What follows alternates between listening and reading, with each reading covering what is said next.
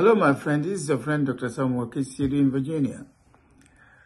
It's not easy always when you want to see changes in the life of someone you relate to. It can be in ministry, in marriage, courtship, close friendship, business, or some kind of things you are doing or serving on a committee. And people get frustrated because there are people who need extra help. They need spiritual deliverance. They need more guidance. They need deeper motivation. Other forms of verbal encouragement and continuous love to make the changes you see come to pass. And if these things are not there and you have your own standard, then it's going to be more difficult to relate to the person because the one will be doing things to make you frustrated. See, maybe that is why you are struggling with your husband or wife or somebody else. Be aware of the situation frequently and know how to treat the person. Give everyone a fair chance of gradual and systematic change and transformation for the relationship with the person to go on well and be beneficial and enjoyable in all areas of life. Look at, for example, number one, the age of the person.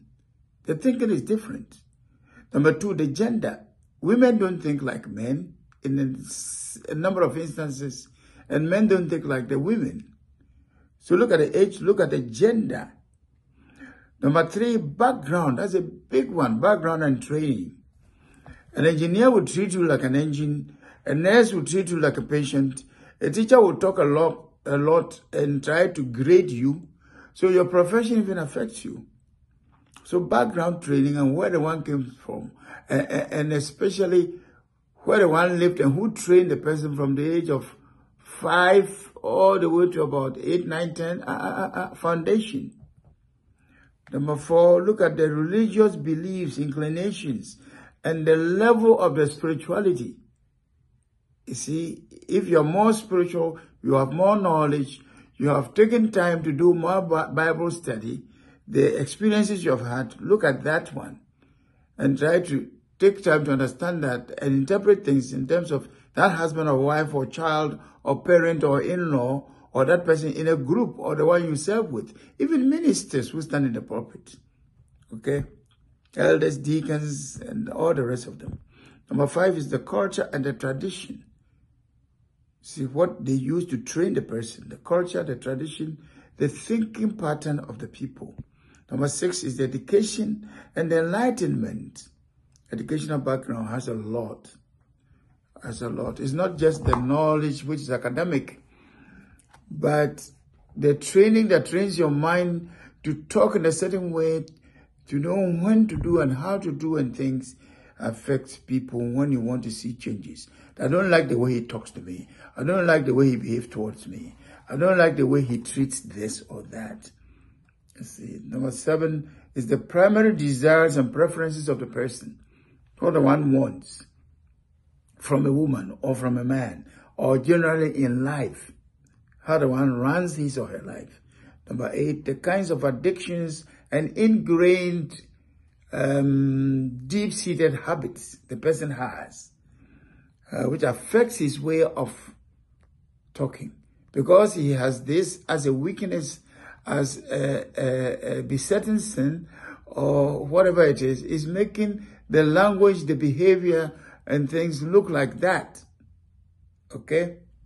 So look at that. And be praying for some of them. Only God can break through.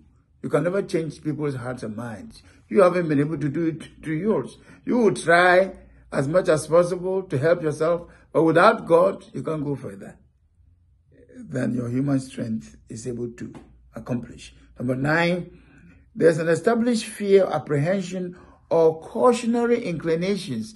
The one is careful about this because of past training or past experiences or what the one has gone through with you or with somebody before. Number 10, the natural or unexpected exposures. The one is exposed to things and those exposures have affected the thinking and the mind and heart in this area. Number 11, different unique experiences have caused people to behave and think in a certain way, and you must recognize that. Number 12, satanic and demonic bondages See, you think you're talking to a person, you may be talking to a spirit. And some are deep things from past lifestyle and family. It's a family line. See, some are bondages in families. And what the one has done before, bad habits, that control the person. The person is addicted to this kind of thing. And it's not easy for the change you are expecting or wanting the one to conform to. Number 13, handicaps. A person may be handicapped or there are limitations, physical, spiritual, mental limitations. It's not able to have the strength and the grace to do as you expect. Unless the grace of God can break through all things, we know that. Number 14, the tools and the resources available. So don't compare with somebody else's husband, wife, or other men and this. Things can be tough and different. The tools and resources they have, you don't have. See, so be careful about your children and things, because those children and those family and members and people may have tools and resources. And then finally, the position, duty, responsibility